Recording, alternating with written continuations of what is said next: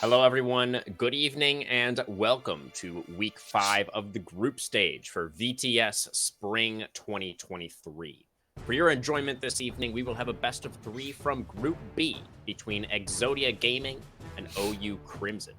Exodia are currently sitting at a 2-2 record after our first 4 weeks of play. However, their wins came in the more recent weeks, their third and fourth ones specifically. With half of the group stage already behind them, Exodia are looking to keep up their recent momentum, and they only need one more match win to push past 500 and join their opponents in second place.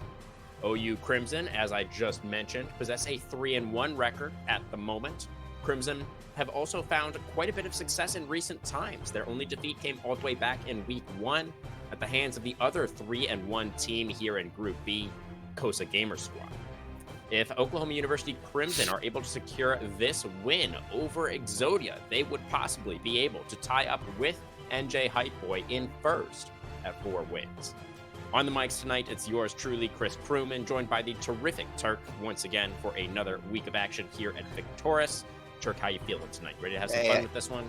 Oh, I was born ready. I always love a good series of League of Legends here, and I know that we're going to have an absolute banger of one here. So, yep, I'm beyond excited here. I got my notes, I got my coffee, and I think I'm ready to rock.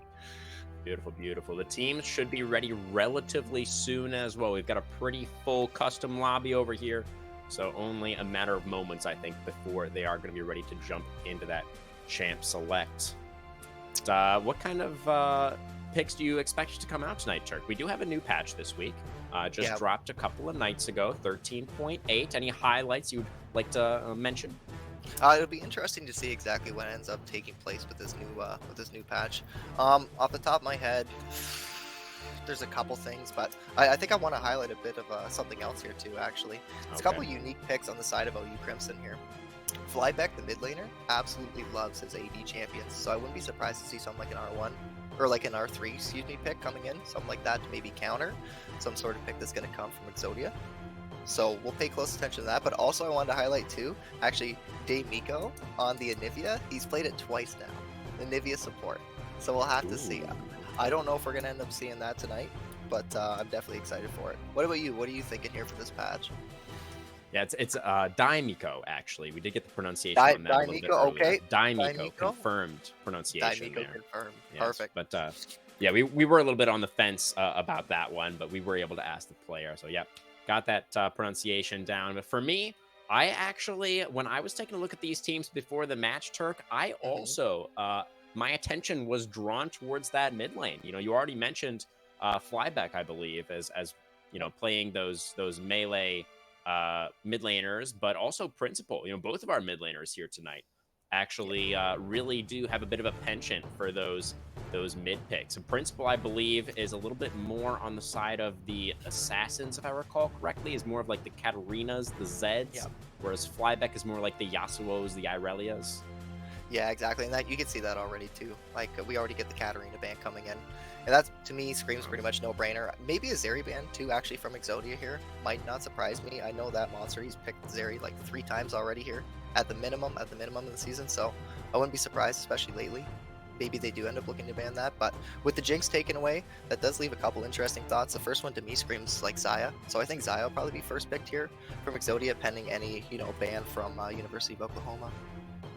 Yeah, definitely some focus on the marksman coming through here. There's going to be the Yasuo is going to be banned away, though. So there's another option removed from these mid laners. I know Irelia is a shared pick, actually, between them. So maybe a takeaway situation is on the horizon here. But yeah, maybe. We'll see if it is going to be that AD on B1. That's right. Well, traditional Xayah pick is actually now taken away, so they do actually decide to ban that third here. Yeah. So Exodia, I'm pretty sure they were banking on getting that Xayah first pick. I'm kind of interested to see what they'll end up doing here. Maybe they'll kind of look for something more aggressive towards the jungle, maybe like a Jarvan or something, or a Gragas. That's a great pick here too. Generally, you see the Gragas on like red side, because red side tends to be that opportunity for the flex pick so much, right? Of course, if you R1 or R2 a Gragas, you could send that pretty much 4 lanes at this point, including jungle. So lots of windows with that, but by the same token, on blue side, you could do the same thing. So I like it. That's a good, solid, steady first pick here. Yeah, the Gragas pick definitely has been A evergreen pick in pro play as well. Lots of different teams, lots of different players favoring the Gragas as a very safe blind. The Sejuani. You had quite a reaction to this, Turk. What do you think about that Sejuani? I mean, it's screaming Yone to me already. Some sort of aggressive mid laner, and if not, then it could also be a flex too, because they can look to play pretty safe and maybe grab like a support counter pick on 3. Maybe they can blind their mid laner right now if they want, or quote unquote mid laner could be top as well. But we will actually get the Zeri, so that is left up, and I feel like right now, if you're the University of Oklahoma, you're absolutely loving what you got, because you got your Sejuani. You can obviously play towards that that melee mid that you have. Of course, the same with the top side, so now you have strong mid and strong top, and now you've got that Zeri, which we do know that monster plays so well on, so that's a nice comfort pick. So I think things are going pretty well here already for University of Oklahoma. We'll see what the Exodia decides to do.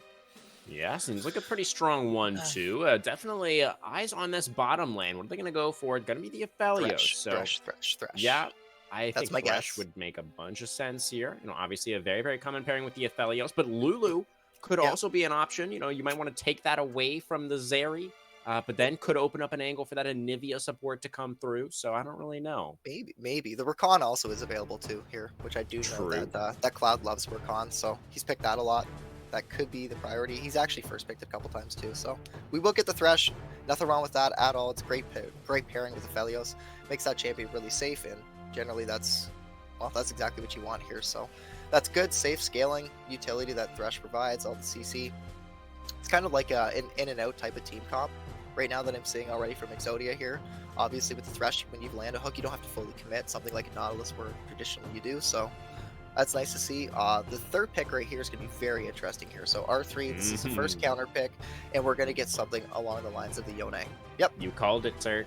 You absolutely called it right after that Sejuani was locked in. You immediately knew. I love to see it. It pumps me up. Yeah. It just basically screams that we're going to get a lot of action. So, yeah, I'm excited for that one. As soon as I saw that Sej, I knew we were going to have a fun game 1. You'll love it. But this presumably means we have some mismatched picks here. So still needing to lock in support on the side of Oklahoma. And for the side of Exodia, they still, of course, presumably need their mid laner or their jungler. Gragas, obviously still a couple of different options as to where he could end up. But looks like from the side of Oklahoma, they're going to hedge their bets a little bit, ban away one mid laner and one top laner in the Zed and the Darius, respectively. And I imagine another support ban will be coming through here from Exodia. Yeah, maybe something like Rakan. I think that's a really good ban. Yeah. You've seen that a lot, like the pairing between Zeri and Rakan. You've seen that LCK and LPL, so I wouldn't be surprised if they do ban that. But they will elect to ban the Jace instead, so wouldn't be surprised for an R4 Rakan here. But Exodia, if they want, they can also flex that Gragas at the top and then like counter with the Silas picks. So that is another option as well. But there's lots of options for lots of teams. There's lots of mind games going on for sure. Are we gonna? There we go. We get it. We get it. Ooh, we get it right away. Screw the new patch. Support. Screw the new. Nothing about the new patch matters. All we need to see is Anivia support again. Wow. That's fun. That's fun. I think he ended up winning both of the games that I did my scouting for too. So, I mean, I'm excited to see this. So that's gonna be an Anivia support versus a Thresh Aphelios lane. And the Thresh Aphelios, to me, that could definitely lock that Anivia down, especially pre-6. Before you obviously have that ultimate for the zone control, but we're gonna get an even spicier draft here, crewman. We're having some fun, aren't we? Already. Yeah. Game hasn't even started. That's exciting. It's gonna be a bloodbath in the mid lane, is what it looks like. Irelia into the Yone for Principal over here on the side of Exodia. It's a spicy meatball, that's for sure, Turk. And that Anivia pick you predicted as well.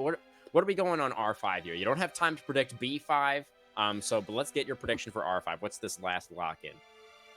They go for Olaf. I mean, the Jace ban makes so much sense now. At this point, you're looking for something for range. You want to be able to play away from that Olaf. I don't know. I've seen Kennen be pretty strong right now. I'm not entirely sure how that matchup goes, but you do have that range advantage, and you don't have to fully commit by any means either. Obviously, the ultimates will be traded there, but they are going to look for something like a Scion here.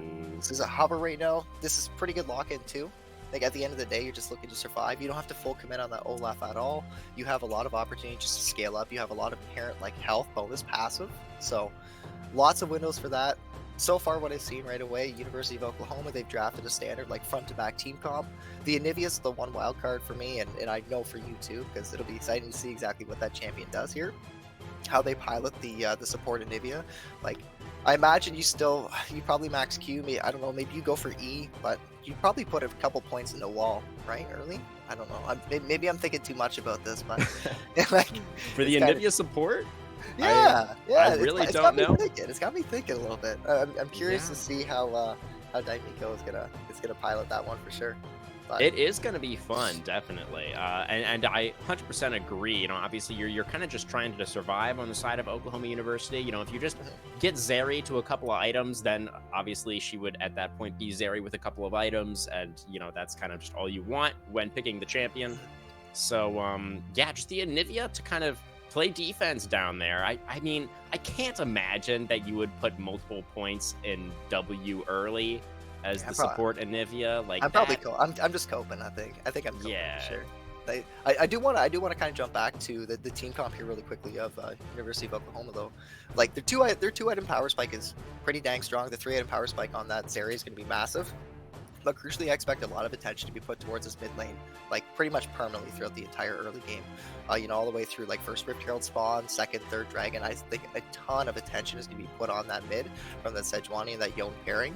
And obviously that Scion too. The Scion has the opportunity to sack a ton of waves top. It's not going to matter too much because Scion, again, he's just going to scale. He doesn't need a ton of resources to be able to do that. He's probably going to look to move towards mid as well. So I think a lot of this game is going to be focused around getting that Yone ahead. If they're able to do that, then of course there's going to be a good chance that they'll be able to snowball, especially into that Irelia matchup. So that'll be really interesting to see. I suppose there is a chance that they can flex a Gragas mid as well from Exodia, but the 2 item power spike is a big keyframe when you're going to see University of Oklahoma look to start to take over the game. While on blue side, we have a pretty neat comp here too. Really safe bot lane, generally speaking. It's going to scale up really well too. And again, you're going to get the same thing here. You're going to get the Irelia and you're going to get the Gragas. And the 2v2 mid between both of these mid and junglers is going to absolutely determine the whole tempo of this early, mid, and probably late game too. Yeah, I mean 100% Turk. So like if we assume that the setup is even, so in an honest 2v2 in the mid lane between Gragas Irelia and Sejuani Yone, like in just a straight up fight where everybody is full HP and they just start hitting each other, who do you think actually wins that? I'm gonna give you a little cop out here, and I'm gonna say depends, and then I'm gonna give you, and then I'm gonna give you 2 reasons.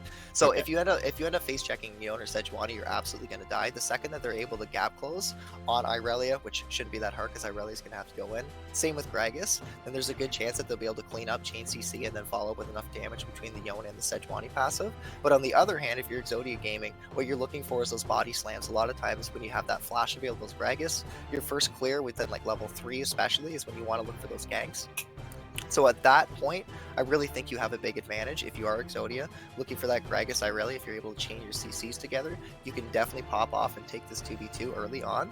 But if you're not able to do that, the extended trades 100% will go to University of Oklahoma. Yeah, that is often how it goes with Gragas, I suppose. It's all about the burst. You got to land those skills. You got to get that upfront damage down and try and burst down a single target is generally speaking how you want to play those out. So we'll see if Kip over here for Exodia Gaming is going to be able to find those bombas, be able to make that happen. You know, the Gragas obviously on B1, they clearly, you know, drafted it partially for the power of the flex. So, you know, not entirely certain how much Kip actually plays the Gragas, but I think that will play a large role in the execution there on Fat Man in determining how the mid lane plays out and by extension the game. Quick little update. He plays it quite a bit.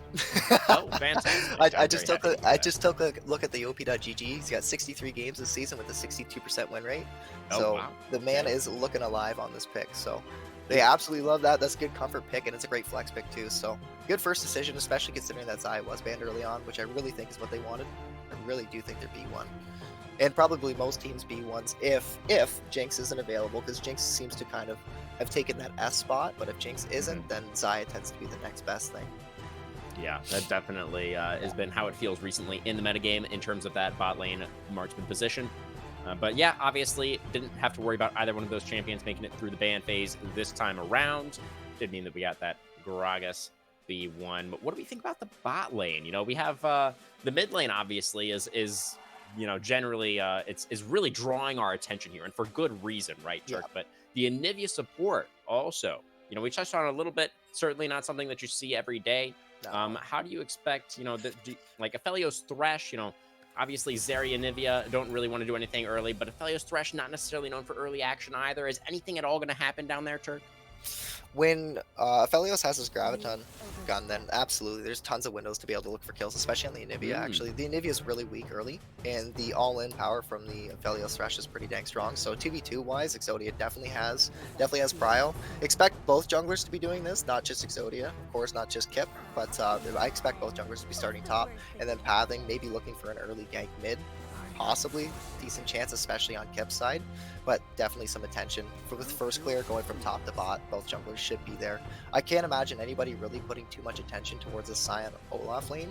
If you want to get the Olaf ahead, obviously you could focus up top side, but you have an Aphelios Thresh. I feel like that 2v2 is just much stronger than a Zeri and Nivea for quite a large portion of the game until I mentioned it earlier that Zeri, once she does get her 2-item power spike, I think that's when the roles can start to reverse. But the Thresh, I feel like the utility that champ's going to provide is quite a bit more than the Anivia. That's why I was curious to see if we were going to get in the first place, especially considering they picked that into the Thresh, which I traditionally would think Thresh that would actually counter that, but we'll have to see. Obviously, it's a comfort pick. I have not had the opportunity, the lucky opportunity to be able to watch this matchup, I don't think ever. So, especially in competitive, so it'll be fun to see exactly how both players pilot these champs for sure.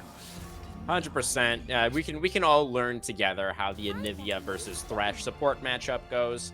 You know, I do kind of, my instincts would be aligned with yours there, Turk. You know, Anivia, obviously the ultimate can be interrupted by any kind of CC, and Thresh has access to a decent amount of that between the Flay and the Death Sentence. So, yeah, and the Lantern also, you know, one of Anivia's greatest strengths is actually, you know, having zone control and trying to punish people that are out of position, but the Lantern could theoretically be able to mitigate a lot of that as well. So the Thresh seems like it would be good, but we're just going to have to wait and see. The last thing, Turk, that I think we really do need to touch on, and you did already mention this briefly as well, of course, but the R5 Scion pick in the top lane for Oklahoma. What do we think about this R5 pick into the Olaf again? You know, this is a matchup where OU seem like they're locking in something that I feel like isn't necessarily a strong pick given what Exodia have shown.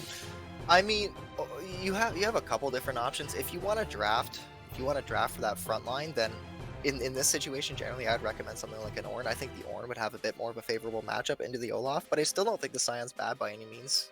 At the end of the day, what that tells me is that they just want to have a strong front-to-back team fight where they can rely on their consistent damage to come from Yone and Zeri. Like, that's really it. The prime thing is that Scion's able to make, like, space for both of his carries. Excuse me, and as long as they're able to play within that space, Zeri isn't getting caught out, the Yone is able to either flank or get the ultimate that he needs, whatever. Any setup that can happen, especially with that Sejuani. That's what I expect to see, for sure. But, it's definitely an interesting R5. Generally, when you see that R5, it's more of a counter, but it's kind of interesting here because Exodia has really forced the hand with that Olaf pick here. So I think it's a really nice pick, honest to God. Like, I think it's solid. I think at the end of the day, what's going to end up happening, though, for Exodia is that the Gragas is going to have to be the one who can get ahead because that's a solo AP jungle. If things end up going from bad to worse real quick. Tabbies, or I guess plated steel caps, because we were talking about this before the stream, but we're both boomers. So back in my day, it was definitely tabbies. But plated steel caps will be a really, really high value item, especially if that Gragas is not able to get ahead, not even just behind, just not accelerated. Because generally, you know, as a jungle, you just don't get as much gold as a laner. But there's lots of opportunities. The Gragas excels in the early game, so expect a lot of attention towards mid, towards bot. It's gonna be a fun game one. We got a spicy draft already from both teams. Like, I don't know, what more could you want for a game one? Yeah, it's gonna be really fun for sure, and so many comfort picks on both sides. Are you feeling comfortable to throw out a prediction for this first one, Turk? You know, there's obviously both compositions have a lot of strengths. What are you thinking? I don't mind being wrong here. Personally, I think I'm gonna have to give it to Exodia. I really like Exodia's team comp. At the end of the day, I think the Aphelios Thresh are gonna be the real key members that'll be able to pull that through. The Aphelios is going to be able to scale alongside the Zeri. At the end of the day, I don't think as much, but the Aphelios, there's no doubt that when it comes to late game, he's absolutely going to be a monster. You can't leave that man alone too. Say if University of Oklahoma wants to rotate and play for something like a Rift Herald, leaving a Felios alone in bot lane just pretty much guarantees turrets. So objectives when it comes to Baron, Dragon, they can be burned with the proper gun cycles. So Felios, I think, is going to be really impactful alongside that Thresh. It's going to keep him safe. The Irelia, I think, at the end of the day, that's going to be a hand stiff when it comes to both of those mid laners. That's going to be a hand stiff with a pocket jungle. And whoever's able to basically get that perfect synergy and that perfect combo, whatever it is that they're able to do, once that first kill comes in, I expect a snowball to be able to continue from there, because the attention mid, even after one gank, isn't going to stop. So I like Exodia's comp at the end of the day. I think their bot side's strong. I think their mid's strong, especially with their jungle if they're able to get ahead. And then Olaf, I think the Olaf is going to be perfectly fine to scale up. He's not going to have any problem getting to the back line, getting to the Sari, getting to the Nivea especially. I think this Nivea's going to be very vulnerable, especially if that wall's not up. So that's my prediction. I'm going to give it to Exodia game 1, but I've cast a curse many a time, so we'll see. We shall see indeed. We're just about done with the spectator delay, guys. Definitely lots of comfort on both sides. Should be a very exciting game, as we've mentioned already. You won't want to miss it. We'll be right back. Exodia versus Oklahoma Crimson.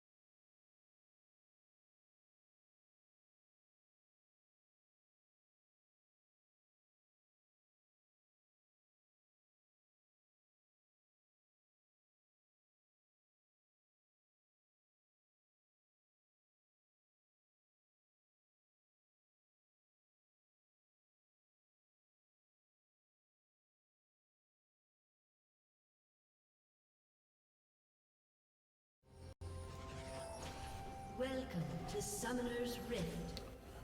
Okay, everybody, Victoris fans of all ages and Elos, welcome to Summoner's Rift for our first game of the night. Exodia versus Oklahoma Crimson. Exodia, of course, on the blue side. OU on the red. And Turk, we have a Kip who is getting a little bit of deep vision, but that is all that is going to happen over here. Any runes or summoner spells you would like to point out? The main one to me right now is Principal. He's got the Ignite. Like, that tells you everything.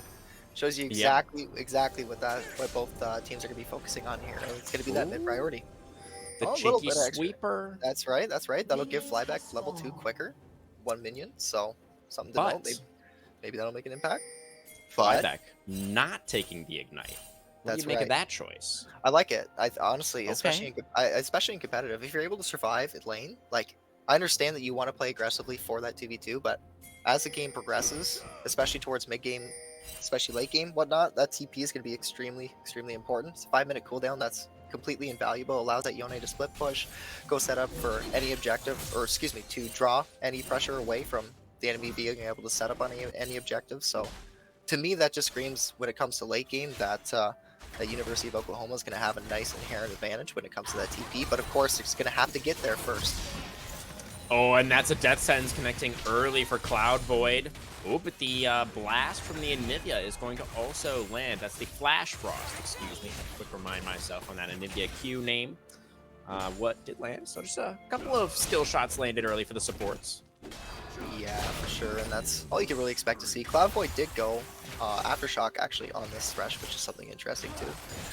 And that is, of course, matchup dependent, but there are options. The Glacial might not be too bad in this matchup either. It just comes down to personal preference. So I think the Guardian also relatively common on the Thresh, right?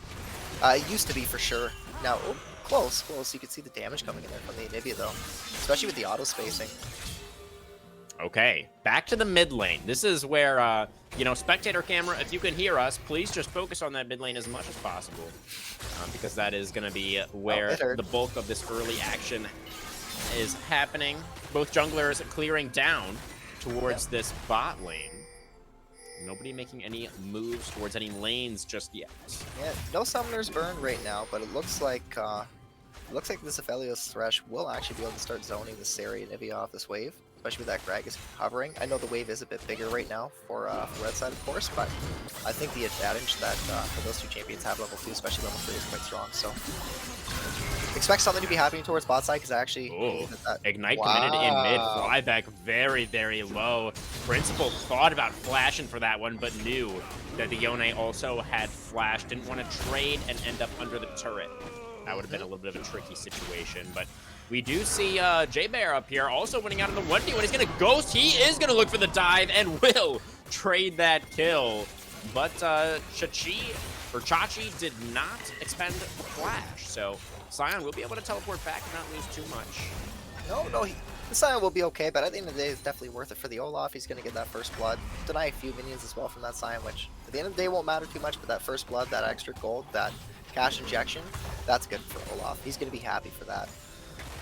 Yeah, definitely will be. That's an early call field at 4 minutes for J-Bear. Yeah, that definitely feels pretty nice. Yeah, no doubt. No doubt at all here. And that wave's going to be coming back towards him too, so he's in a good safe spot here. All he ended up burning was just the ghost, of course, so still has his flash available. That Olaf's pretty safe, especially considering he's going to be coming up on 6, so no attention really should be focused towards topside at all from University of Oklahoma. I don't think so myself. I don't see much of an angle here. I agree. They do have maybe a bit of a window if this wave bounces back, but right now I expect, again, more attention. Maybe a deep ward or something here from Rhino. That could be an option, but more attention to be cycled down towards mid and of course to bot, so. I mean, by the time that wave pushes all the way out, the J-Bear is going to be almost level 6, so when the Olaf has Ragnarok, then he's going to be, there's really no point for Sedge wanting to even be on the same screen as that Olaf in any kind of pick scenario. Yeah, and Rhino actually is spotted here. Principal should know that he was around. Okay, here comes the Sejuani. We are going to land the stun. The flawless duet also lands. Principal will flash to get away from that CC. Will be able to survive. But that is the summoner expended for the Irelia. Flyback still holding on to his own. Yeah, it's a nice flash, but necessary, and unfortunately, Principal's gonna have to burn that. I feel like he should have known that that Rhino could still have been hovering around there. Yeah, we actually ended up seeing him pop that Scryer's orb, so Kip definitely pinged on that. So they were aware that Sejuani was topside. There's not much vision around that mid lane, so the window was there. That was good execution there from Rhino, and it burns a summoner there from Principal. Yeah, definitely a nice play, a nice move into the mid lane for Rhino. Still haven't seen Kip make their way into that mid lane just yet. You know, we haven't had that honest 2v2 that I was trying to set up in the champion select just yet, as that's going to be a graviton, but Thresh not able to get around the minion wave in time.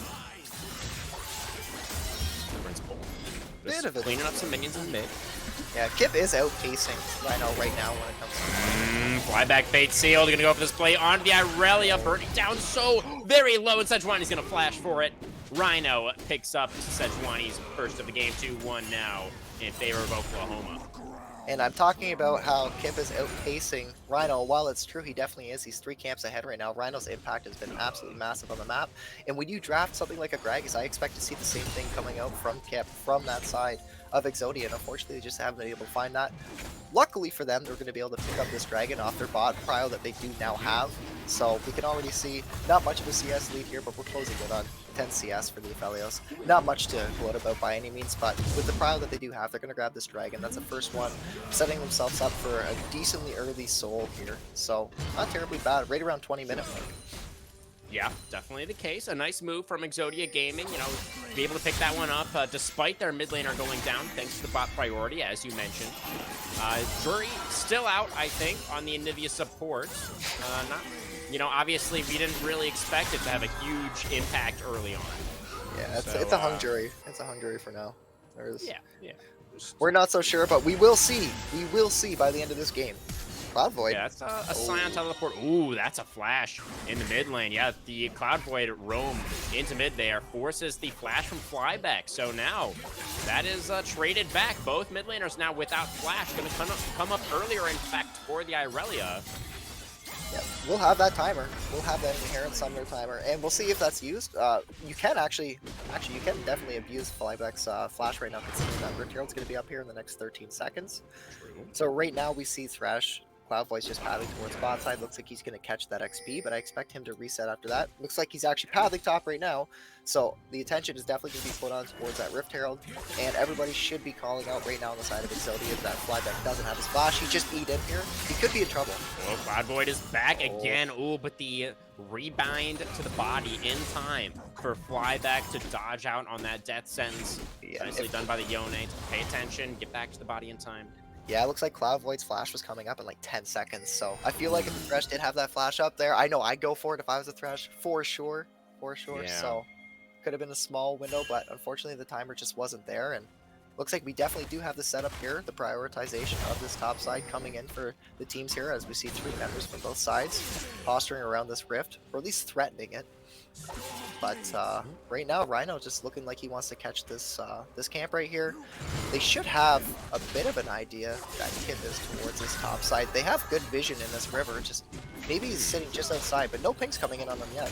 There we go. There's our first question mark ping. So they're definitely They're going to spot out the Gragas now.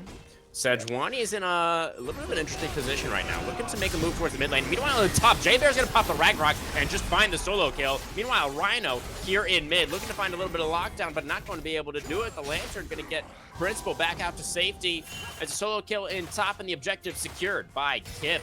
And Exodia Gaming coming out way ahead in that one. But this does mean Aphelios is by himself in bot, and we'll have to flash to the other side of that crystalline wall as Daimiko and Monster push back the Aphelios. Yeah, and we definitely need to see that from the Zeri and Nivea there. They have to try to get something out of that. The Thresh is mid. You have a timer to look for something. You force the Aphelios off that wave, so he ends up missing some gold, some XP, and of course he burned that flash, which is so crucial now. Cleanse not available too, so we can see a really, really vulnerable Aphelios here.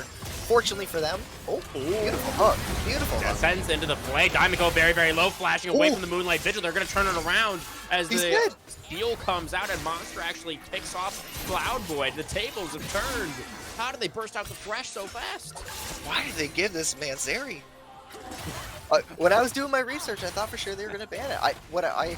I don't want to spell like my strats by any means, but if I was blue side, if I was Exodia there, I would not be banning the Jinx. I'd be banning the Zeri for sure. Monster actually prefers the Zeri over the Jinx. Principal in mid, yeah, just gonna get Wow. cleaned up. Flyback, that's some of the silliness that Yone is capable of. You know, the power to just go aggressively like that and then just snap back out of turret range. Makes his champion so tough to deal with. Principal really feeling it there.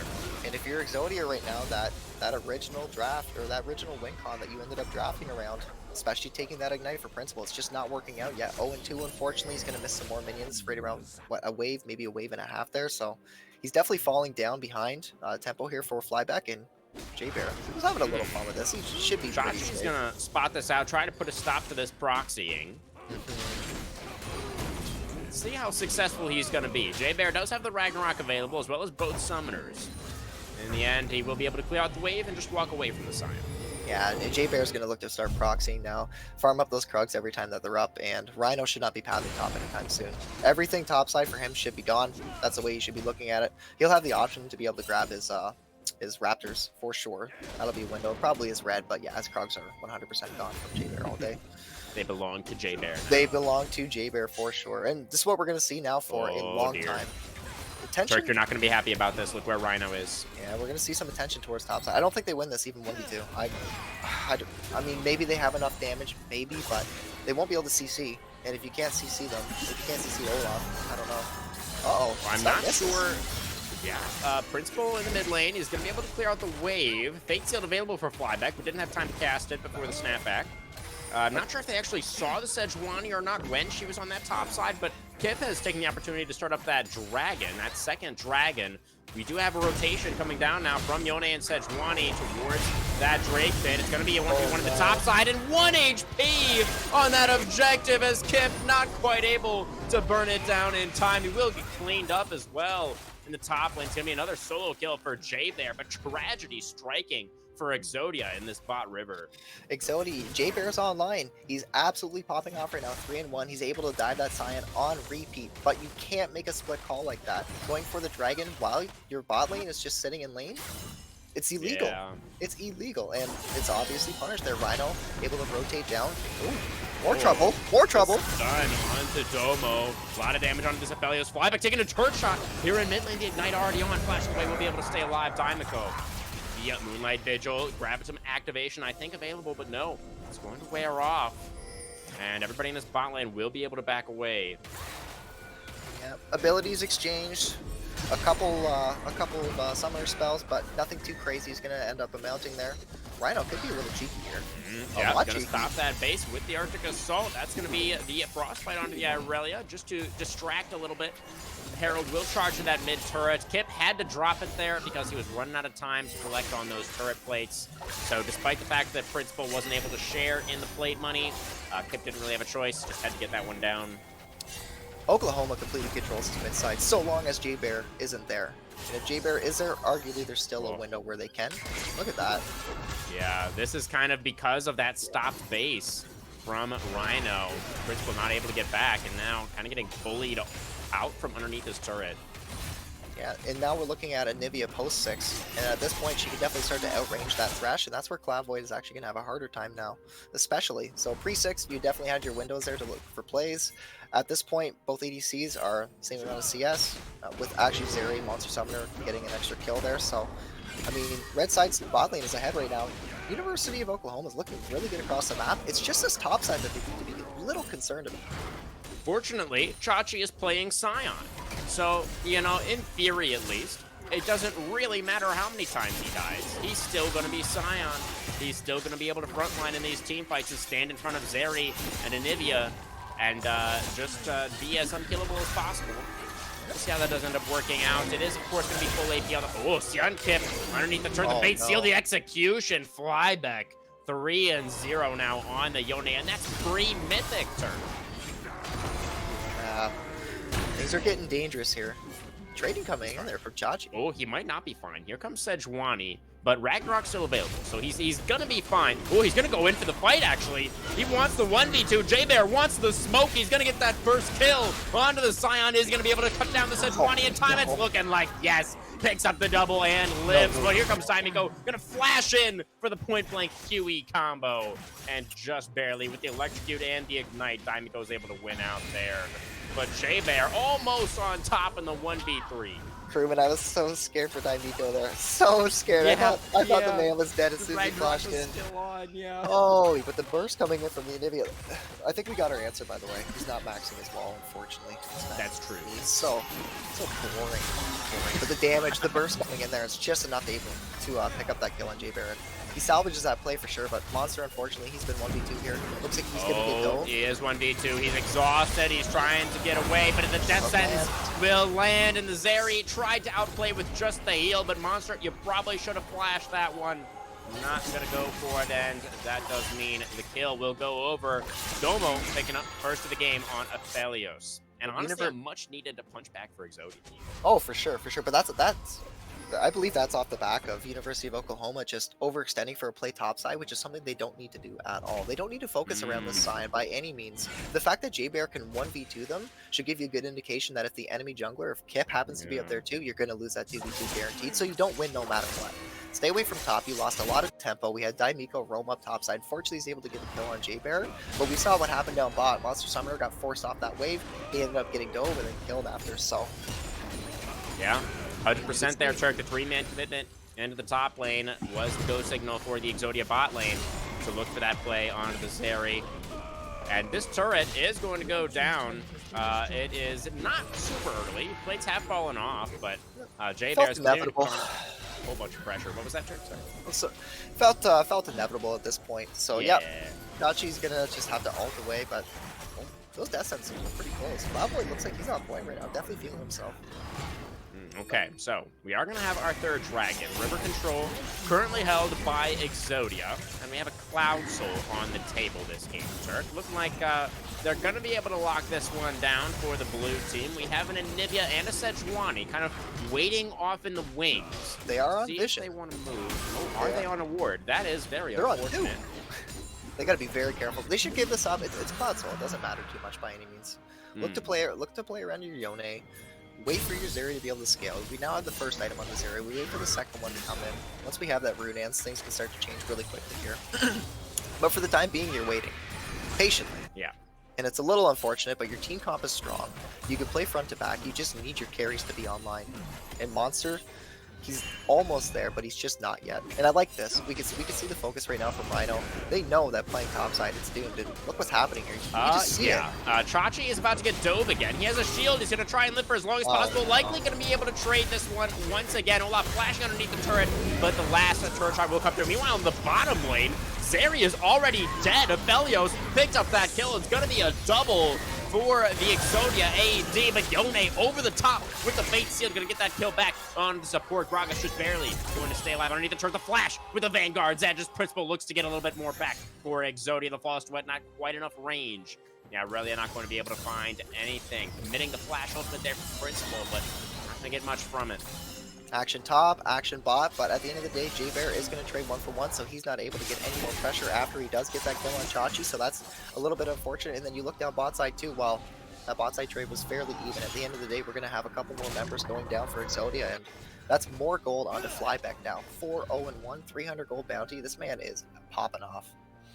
Yeah, it was a little bit even, you know, as you said, Flyback able to teleport down there and get that kill onto the Thresh. 4-0 now, as you say, on the Yone. But also, Domo Clint picked up a double kill there.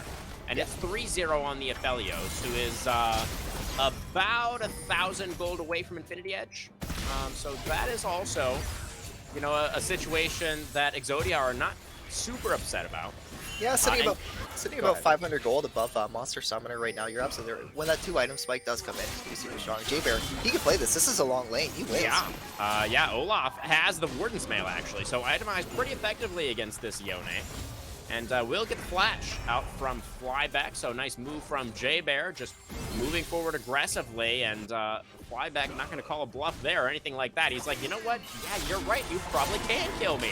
I'm going to flash away to survive. And now here comes Chachi, looking to make this once again a multi-man play onto the Olaf, but Anidia not in range to put down the wall. And the Barbarian is just going to get very angry and run away. And Rhino, up here in the top lane, is going to get stunned up by the Flawless Duet. Mr. Glacial Prison probably wanted to get that underneath the turret, but yeah, really will. Oh, Daimiko, no! Oh, that bird just got shot out of the sky by a barrel. I didn't know barrels were considered to be firearms, Turk. Oh, we're playing Duck Hunt out here. The poor man. We are. Holy, I mean, he just kind of disappeared, didn't he? He did, yes. Yeah. And that's I think that was kind pretty of... much 100-0. Yeah, that was definitely 100-0. And that's kind of the unfortunate thing here. Look, J-Bear's going to trade. He doesn't have ultimate, but he's going to fight pretty good here. Oh. And this is what we should be paying attention to right now. 4-man start topside Yeah, on that Baron. the spectator this is camera, what it there's a was. Baron happening right now. Get Hopefully over it'll get back up there soon. Sion is gotta- charging up a Q underneath the turret. Okay, we stopped the Baron. Rhino was in the area, and the threat of the steal was enough to get Exodia off the objective. I think we got to fire the Observer. Oh, that's going to be the Vanguard's Oh, activate. no way. Seal in response for Flytech. Goes back to the body now, able to stay alive, and now Principal caught out in no man's land. Nowhere for the Irelia to go. Sejuani going to take the last hit. Sejuani, unfortunately, picking up that kill. While all of this is happening right now, that red-white, the gun, the lantern that we see, that tier 2 is going to go down. Oh my god, almost getting tagged by that Ninja. Almost, but he doesn't. Would have had to burn the cleanse and would have been the greatest, but we are seeing the side alt right now. Choo-choo train, yep, unstoppable onslaught, gonna come through, gonna get the flash out from the Thresh, that's at least not going to land, doesn't matter. Never gonna kill that Scion anyway. Flash Frost again, just short. Now they're going to grab that tier 2 mid, they're going to grab the tier 1 bot as well, so tempo's definitely right now on the side of Exodia. They're about 2k, 2.5k growth off at this point here. Again, they have that tier 2 mid lane, so that's great for them. They can now start to look to get those deep wards in that mid lane, spot out the jungler, spot out the support when they are rotating between bot and top. Especially right now, you have a lot of opportunity to set up on this dragon if you want. You don't have to play for it though, by any means, if you're Exodia. It doesn't matter if you get Cloud Soul right now, or Cloud Soul Point, excuse me. Chachi though. Okay, yep, that's gonna be the explosive cast back into the turret. The Scion might actually be in trouble this time. No Yeah, way. that's gonna be the Aphelios making his way over with the completed Infinity Edge and be able to pick up kill number 4. And oh, Chachi almost able to trade back onto that turret, but not quite able to find it just yet. Still, they should be able to secure that tier 1 relatively soon, as that's going to be a hook landing, but maybe Cloudroid is the one in trouble here. Fates it over the top, only under the Thresh though, and Flytech's not even going to be able to finish off that kill, and now Rhino on the front line getting burned down by J-Bear, but the side of OU are able to pick off the Aphelios. So, Domo traded back. It is a 3-for-1 fight, however, in favor of Exodia Gaming. It's going to be Daimiko blast-toning away towards safety, and it's going to be Cloud Soul Point locked down by EXG.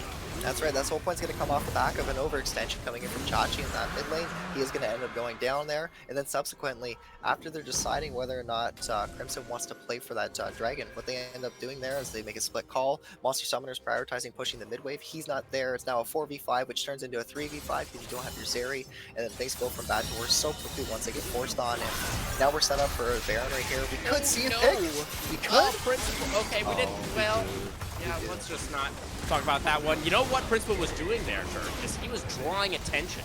He was baiting out the side of OU to actually collapse on him in the mid lane, and the team's going to get a free Baron for it. He's a genius. He's a genius. Well done, Principal. He's a genius. So clean, honestly. Well, we'll take it. At the end of the day, we're going to take the Baron on 4 members here. Kim should be looking to reset, spend that gold that they got from winning, obviously, that team fight, grabbing that dragon, which is going to be the stats, and then, of course, that Baron. So, Exodia's happy. Unfortunately, Principal does die, and while that's a little unnecessary, it's probably A-okay. You won't be too concerned about it. Still 4 members with the Baron. They'll be able to start setting up, but Monster Summoner is playing towards the spot side. Just going to grab this objective bounty, which is going to be worth... Dang, I didn't see how much that was worth. There we go. An extra 250 gold. An extra 250. Not bad, but it's silver scrapes right now for sure. At this point, there's still windows for you to be able to come back, but the Zeri's now hit her 2-item power spike. That's nice. You still need the 3, so the Zeri's not really much of a champion just yet. the Sejuani and the Yone, they have those windows to be able to find plays, but Flyback just hasn't been able to find the angles yet.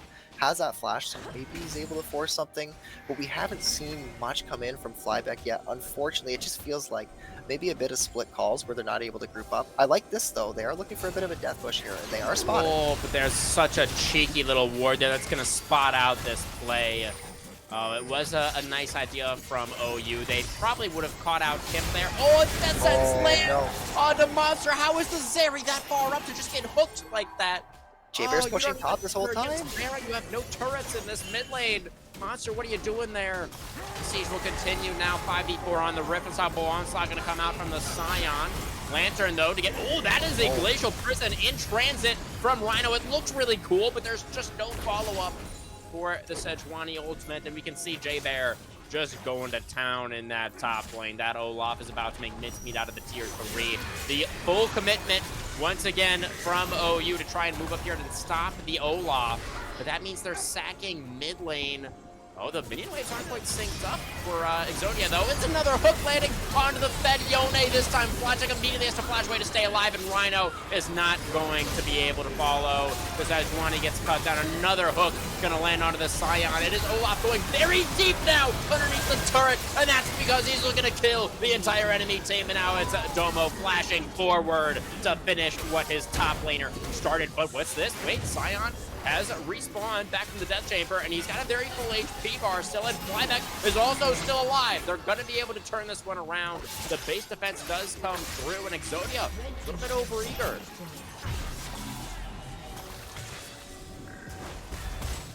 Oh, that's going to be a belly bop into a cast that gets dodged away. Flyback, nice moves there, and there's a shutdown, and that will complete the ace for Oklahoma University.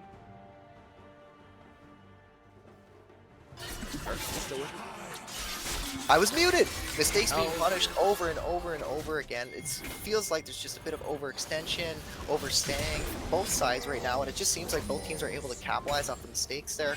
I mean, originally when we saw this whole play take place, it was Monster Summoner who ended up getting picked in the mid lane. And that was early on. They only end up losing a tier 3 mid off that. I expected both inhibitors to be going down, but instead Exodia overextends, they overstay, they try to push for more than what they need to. Instead of just focusing for that turret, looking to play for the inhibitor, playing the objective, they look for the kills, they end up overextending into a Zeri who gets shredded. So much opportunity, the fight was so close, J-Bear almost won it, but at the end of the day he didn't. Chachi's able to stay alive, he's a tank, he's a monster. While he ended up getting dove 3, 4, 5 times early, at this point he's already beginning to do his job as a Scion, create the space that you need, and you have to be careful. If you're Exodia, you do not want to be giving free kills over to the side of Crimson at all. This Yone, he's 8-0, that's 1,000 gold. Zeri so close to that third item. What's he at? Ooh, I think we have it. I think we have it. Is that it? I think once he resets right here, yep, he should have it. So we're going to have that third item power spike. And crucially, take a look at this too. Domiclin, if I'm pronouncing your name wrong, I apologize. We're going to see the third item here, and that's going to be a Lord Dominic. So he's not going to have nearly as much inherent damage as Monster Summoner. So that is a major. Pay attention to that. Both AD carries will be doing damage, just Monster Summoner's going to be doing that much more. Yeah, definitely. Zeriing is probably going to be happening. That was a Cloud Void flashing for a hook. Didn't quite land. Unfortunate for the Thresh there, but still, River position around this Cloud Soul is out to bring it down very quickly, and it's going to be stolen by Rhino, and now the team fight it. The collapse coming through from Oklahoma. Scion on the front line will eventually get cut down. Flyback with the Unbound Soul is going to snap back and find a welcome party that he did not want to attend. That's going to be the Yone cut down as well, and they get the steal for Oklahoma, but at what cost? They get the steal, but you're right. All 5 members going down. I think this is game. We have 25 seconds on Rhino. That's the next closest time to spawn. So this game's over. Game 1's done. Game 1 is done, and that's off the back of a few unfortunate mistakes there coming in from Crimson. I felt like they had a lot of tempo. They had that advantage with the Zeri, but unfortunately it just looked like the team maybe weren't on the same page when they went in for that fight. The steal was great. Maybe you could have backed off after the steal and then not overstayed, not tried to fight them in the pit. I thought there was a good chance that Exodia was going to go down, but J-Bear didn't, and he was in the backline the whole time, absolutely destroying members. So you gotta give kudos to Exodia. They ended up taking the Ignite with Principle. He runs that, and it ends up paying off at the end of the day. While he didn't necessarily get ahead, he was definitely able to help facilitate the rest of his team. G-Bear absolutely popped off in top side. Don McLean, he played as good as what he needed to. He got 8, 2, and 5, a score line. Really, really impressive. Took that Lord Dom's third, and it definitely paid off. And at this point, you obviously need to take it too with that front line, but it ended up like just being a well executed game there from Exodia off the back of a few unfortunate mistakes from Crimson. Yeah, definitely the case there, Turk. Yep.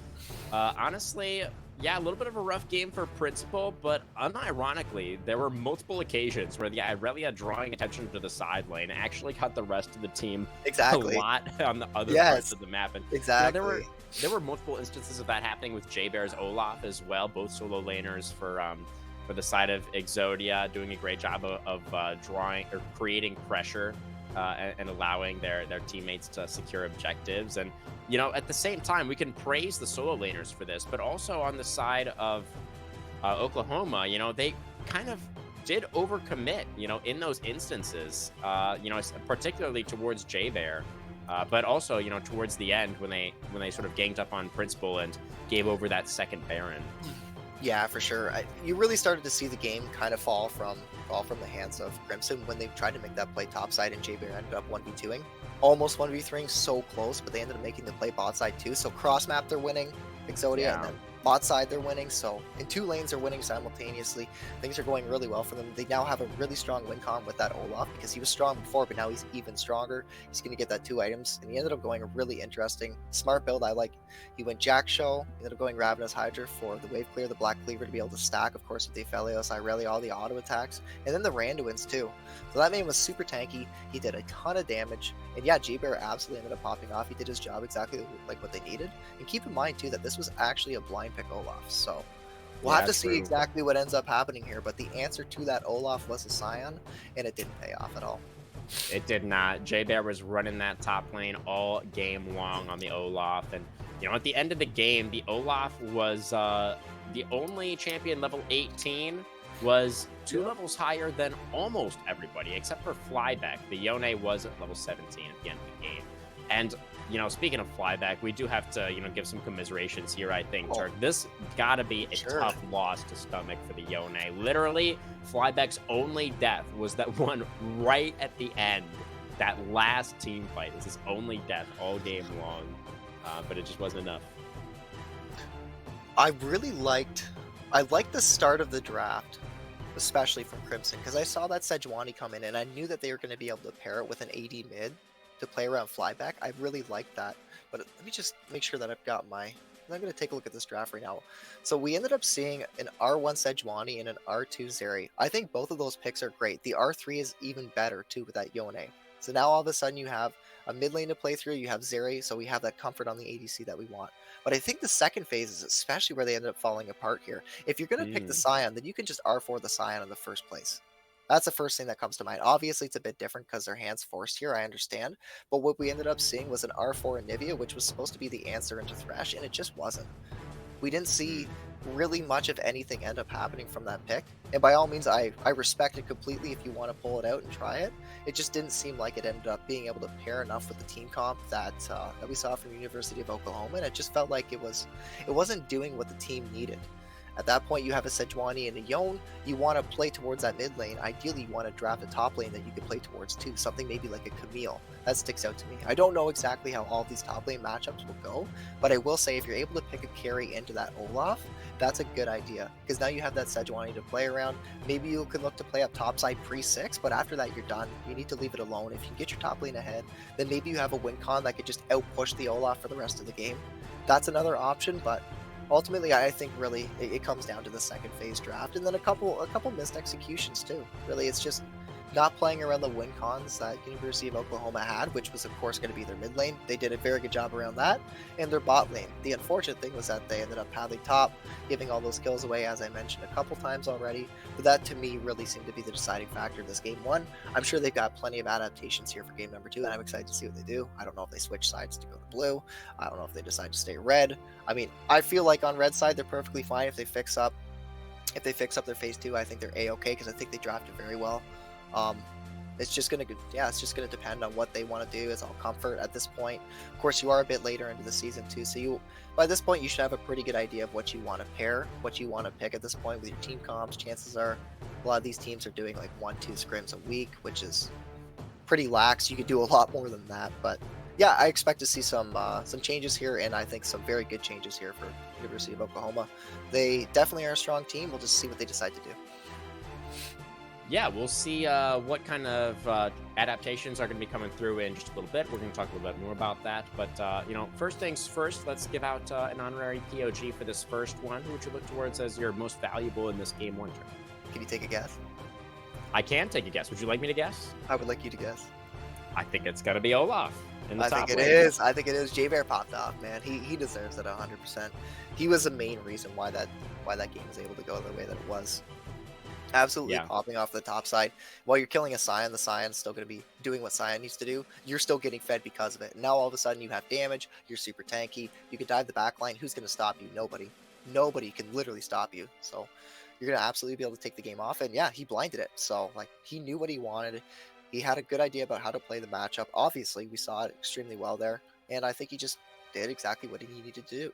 I mean, he ends up going Ghost Flash. So if that doesn't tell you anything, like it should give you an idea about what he needs to do in that matchup. It's actually really similar to the Darius. So I know that he likes to play Darius and Olaf. Both of those champions kind of do the same thing, but in a weird, different roundabout way. But they both love it when people come into them. They both love when they're able to go into people. So if you draft a melee comp into an Olaf or you draft a melee comp into a Darius, you're gonna feel it. And that's kind of what we ended up seeing there with that Sejuani and that Yone. So really good answer on game 2. Depending on, again, what we expect to see. Don't be surprised if we see an Olaf and a Darius ban coming out. Definitely, yeah. I like it. J-Bear, great pick, great play in this one. It really did end up taking over from that top lane, but great performances across the board from Exodia. Not necessarily the cleanest game that we've ever seen, Turk, but certainly clean enough to get the job done and secure that first Nexus. We're going to go ahead and head to that short break, guys. Don't go anywhere. At VTS Spring 2023, we'll be right back.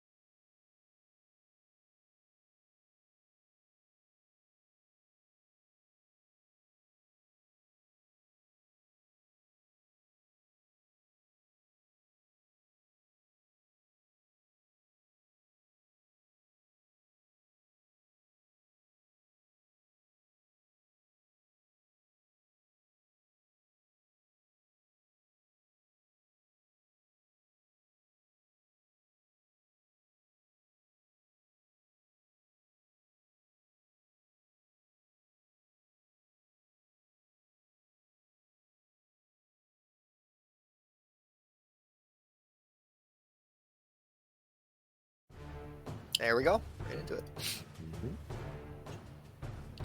All right, everybody, welcome back. We are going to jump directly into our second champion select of the night. We are, of course, seeing Oklahoma select blue side for this second game, and I think that does make a lot of sense. Unfortunately, they weren't necessarily to use red side to very good effect in that previous game.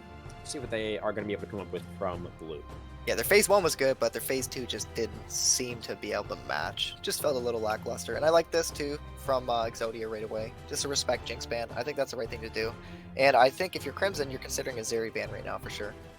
I don't know entirely if you want to ban it, but I'd say it's definitely on the radar. You don't need to worry too much about that Olaf or the Darius, obviously, of course, right now by any means, if you are. Ooh. Interesting, eh? We're going to see the Gragas ban. So the Zeri is left out. So a lot of respect towards Kip there. You know, apparently Oklahoma not willing to B1 the Gragas. I guess that's just not something that Rhino really feels like looking towards, or maybe it's one of the other players that just means that the Gragas doesn't have that same flex power for this team. Really not too sure. But either way, that's going to be the Yone is the last ban on R3 from Exodia. I'm gonna get aside. You know, I love the champ, honestly. She's great, but you see her a lot. Yeah. Especially with the Jinx, right? The Jinx ban, it's like, oh, we know it's coming here. But it's a good pick. I like to see it. So that's our B1, and of course I expect to see, I wouldn't be surprised to see the Thresh coming in here. Unfortunately, I didn't have the right time. He hovered that before I ended up saying it, but I swear, I was thinking about it. The Thresh was great. I think they did really good game 1. So game 2, why make a change, right? Yeah. No, I think it makes a lot of sense. I think you can just run back the Thresh Aphelios here pretty comfortably, but that does mean that you're giving over the Rakan. The fact that you're not willing to steal the Rakan away from his lover does mean that you are going to be giving that over. And, you know, while Xayah and Rakan, you don't necessarily pick it for the laning phase, I do think it can be good into Aphelios Thresh. You'll outscale it for sure. Level 1, 2 are very dicey. Level 3, you're pretty safe, because then you have all your basic abilities. But we are going to get the Lulu instead. Oh, whoa, what? I don't think the Lulu's bad, but I'm a little surprised to not see the Rakan there coming out. Yeah, me as well. A little surprised, but by no means is it a bad thing at all. And I like that Lulu pairing with that Jarvan. So to me, I think that's good. But the only issue is there's a Thresh on the enemy team, and Thresh does really well in Jarvan, really well. And now all of a sudden, if we do get this pick, which we do, that's locked in pretty quickly. We do. We're going to see a Darius now. And that Jarvan kind of feels homeless immediately. I really feel like that B3 pick right now from University of Oklahoma is just, it's out to lunch, unfortunately. I don't think it's coming back anytime soon. No way. Yeah, and Jay there feeling himself after that last game. Our game 1 POG says, give me the Darius. Lock it in. And the team will do so. Does mean that their jungler is going to drop down to 4-5. See what OU are going to decide to ban out here. They've already removed the Gragas, obviously, what Kip was on in the previous game. So it'll be interesting to see what else they identify as being very threatening from Kip's champ pool. Yeah, for sure. And we might even see another top ban here coming out from Exodia. Obviously, with that R3 Darius, you now have that opportunity to take a pick. If there's anything that you do want to get rid of, I can't think of too much off the top of my head. I'm sure these guys have a bit of an idea. There are options, so anything that can kite him out, right? Or I know that's a big meme recently. Is you know, Darius isn't OP, just kite him. Yeah, just kite him. It's that easy. Just kite him. Yeah, but some champions, I think, unironically, are capable of doing that. Oh, for sure. You have to draft around. You have to draft around the Darius. Again, he's going to end up going Ghost Flash. He's going to play for lane. He's going to dominate. He's going to dominate 1v1, so I expect more attention to be put towards topside this time. I don't know how much, because you got to be careful ganking Darius still, but still there could be a bit of a good window here. We still do see that pick pretty early on, and we'll see. But Exodia should be picking their jungle right now, saving their counter pick for their mid lane. That to me makes a lot of sense. What's the Lilia and the Elise? A couple of AP options that have been denied from Kip. Very interesting. I guess maybe he has a preference for AP junglers. It's because their mid laner plays ADs. Oh so that makes a lot of sense. Banning AP jungles are really strong versus these guys. Makes sense. Very and true. The Poppy is gonna. Oh, this Jarvan is so homeless, Krubin. Oh my god. I don't know. I don't know. He can't really do anything, can he? That is tough. I don't know what he can do. I actually have no clue what he can do right now. Well, you said you liked the Jarvan Lulu pairing, though. So, you know, let's try and find a silver lining here. What do we like about Lulu Jarvan? The follow-up, I mean, if you're able to close the gap and get on top of that Aphelios, maybe the Thresh Lantern's down or whatever, but if the proper CDs are down in the right situation, you're able to chain CC. There's a lot of opportunities where you can find picks like that. Obviously, the EQ, the gap close that you're able to pull off with Jarvan is insane. can go from point A Yeah. to point B so quickly, and point B is pretty damn far away. So Okay. I like that a lot. okay. The Malphite is going to come in there. I like the Malphite pick. I don't know if Exodia plays Silas right now, but if they do, oh yeah. This Even is hovering the Silas. scary. Oh, the Yeah, Silas. We like the Silas? Why would you like the Silas here? because you deny it. If Exodia can take the Silas right now, Oh. and Silas does well into Victor, and it also does well in the Malphite. So those are two really big ults Mm, that Silas is going to get. We'll see. We'll yeah. see. I like And that early is on. definitely something that Principal plays also. Yeah, The like Silas is in the champ pool. yeah, I feel like that's a pick right now. I feel like it is, but I don't know. You have options. there he It is. makes the most sense. I don't know. You I are feel like just on point tonight with these predictions, Turk. You are just in their head. You are just mind reading the crap out of these drafts. I've drafted a lot of games too, so I'm probably thinking the same way these players are right now. So, not too surprised to see that Silas at all. I feel like that's a bit of a blunder, and honestly, this game 2 draft feels to me a little bit of a blunder coming from Crimson here. Of course, we already talked about the Jarvan, so we don't need to go into any more detail with that. The Malphite, I don't think is a terrible answer in the Darius because you're going to be able to just poke with your Q.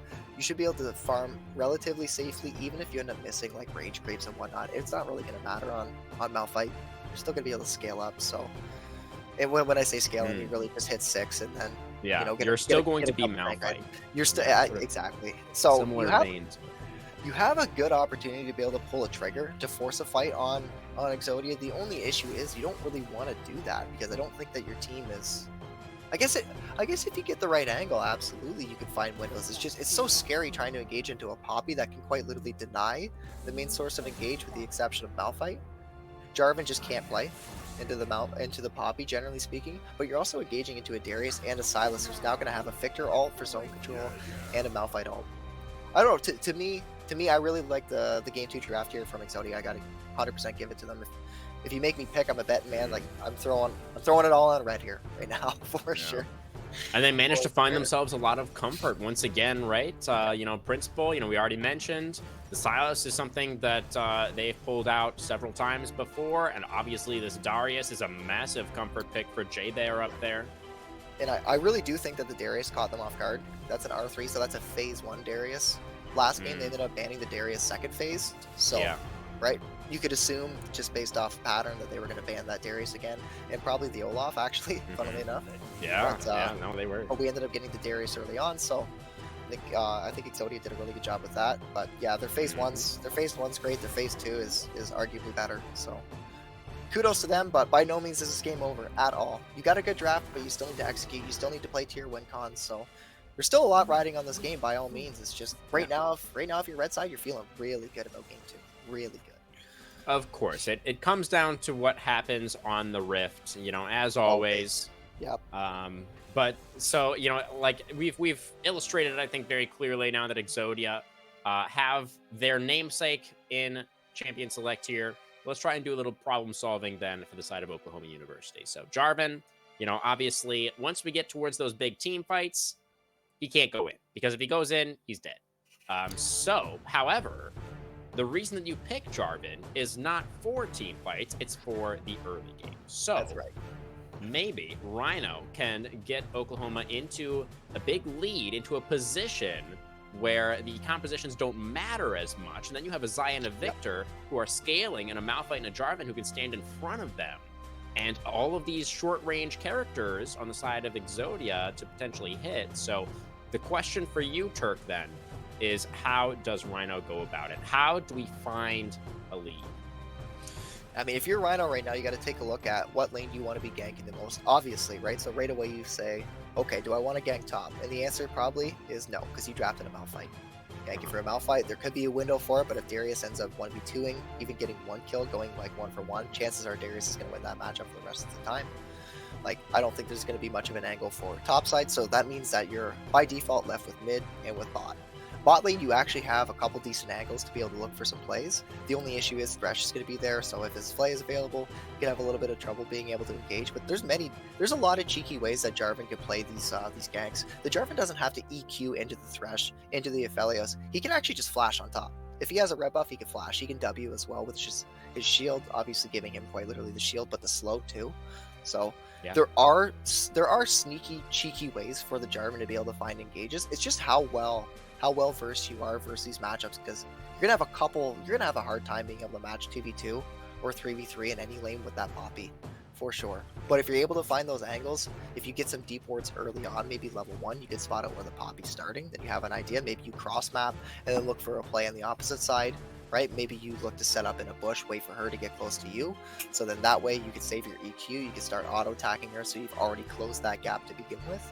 That could be another angle. So early on, there are windows where even the Jarvan can look for the kills on the Poppy, but the vision has to be in the right place. And more importantly, Exodia needs to not know where they are, so they need to have a lack of vision. I think that's the real key. Okay. Are you expecting some early aggressive moves to come out then from Oklahoma? Do you think that's necessary then to actually find, like, and by early, I mean like at level 1, to actually like get a good position in this game? For Oklahoma? Yes. I mean, the Jarvan to me, we're going to really highlight that pick, because if you take a look at the rest of the 4 members, you actually have really good scaling. Like the Zai, you could argue, isn't exactly the best scaling for absolutely. AD, but there's a ton of self peel. You also have a Lulu, so now all of a sudden, guess what? You kind of do scale. Because now you got that Lulu to be able to buff you up, of course, and you got the Malphite, which is really good at front to back, and you got that Victor, which is a late game carry. So those 4 champions that I see right now are amazing. I really like those 4 picks. I really like them. I think they're strong. The only issue, obviously, is that the Silas was left on the board. So now, unfortunately, we're going to have to deal with that as a consequence. But I still like those 4 picks. That Jarvan is 100% a bridge. There's no question that bridge can catch on fire real quick. And if it does, then nobody's getting across by any means. But if he's able to get his mid lane, I'd probably say mid and bot ahead. Like, even just get them through the early, there's a decent chance that they can win fights. If they front to back, if they find like flanks too, like again, I'm gonna highlight it a lot, especially for around neutral objectives. It's gonna be all completely reliant on vision control.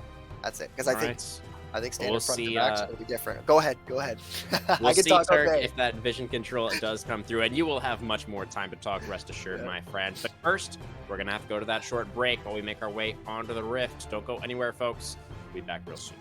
Game 2.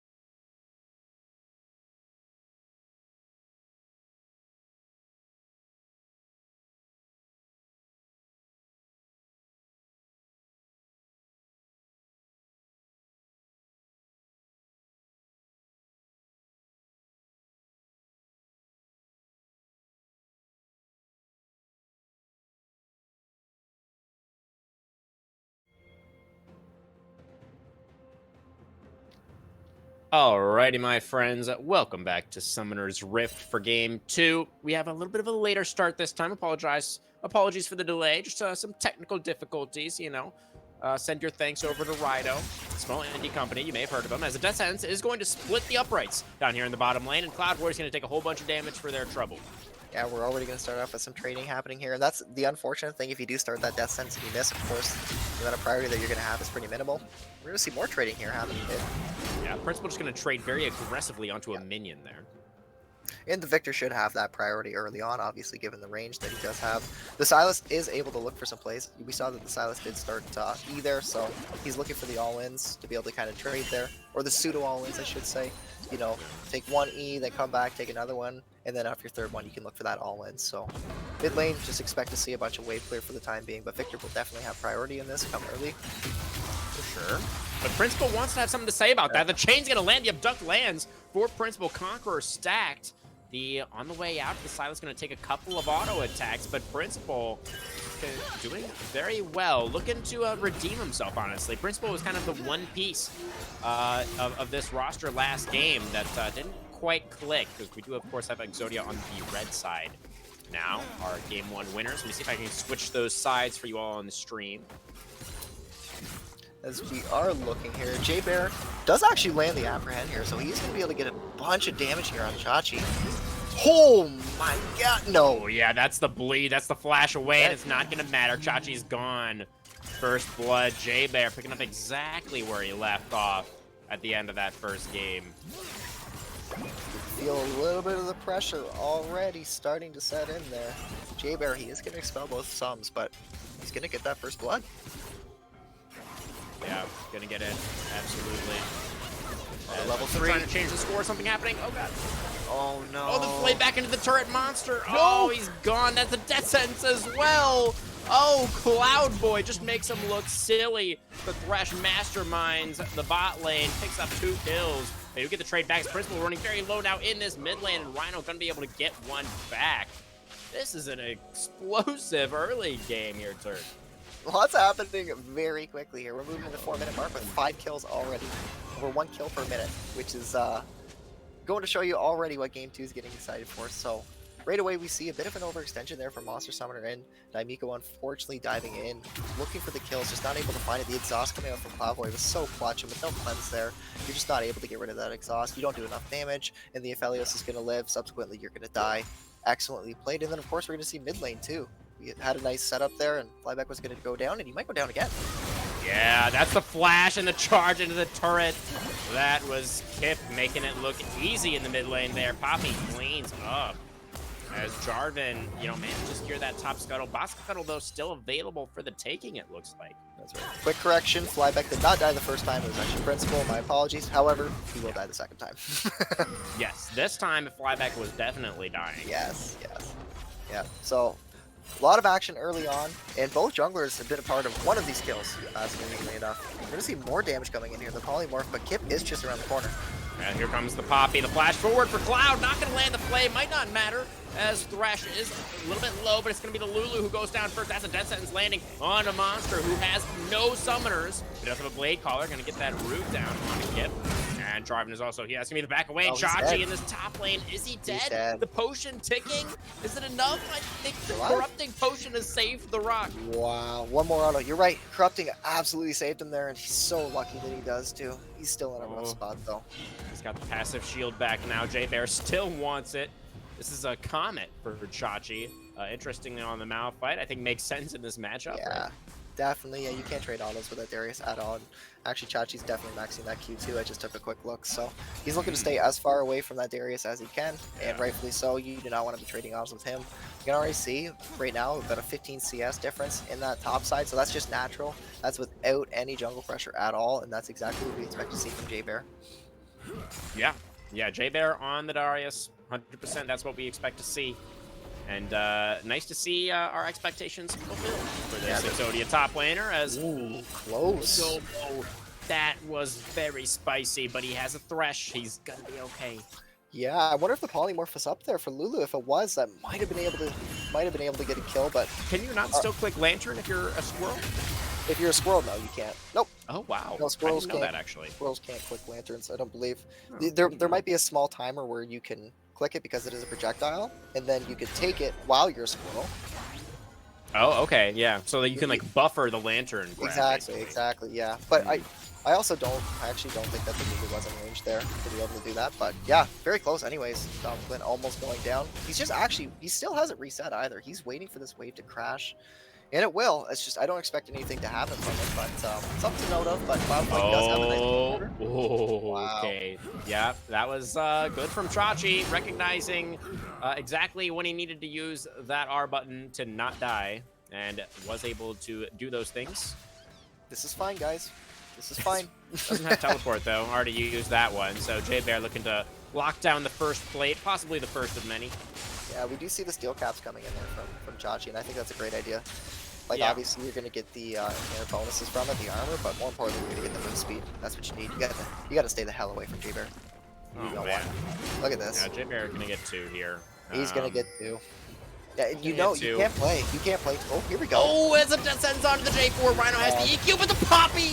Oh, the steadfast presence from Kip says, nope, you don't get to take that EQ. You're staying right here, and then you're going into the Death Chamber, and that's going to be a dead jungler, which means first dragon should be uncontested for Exodia.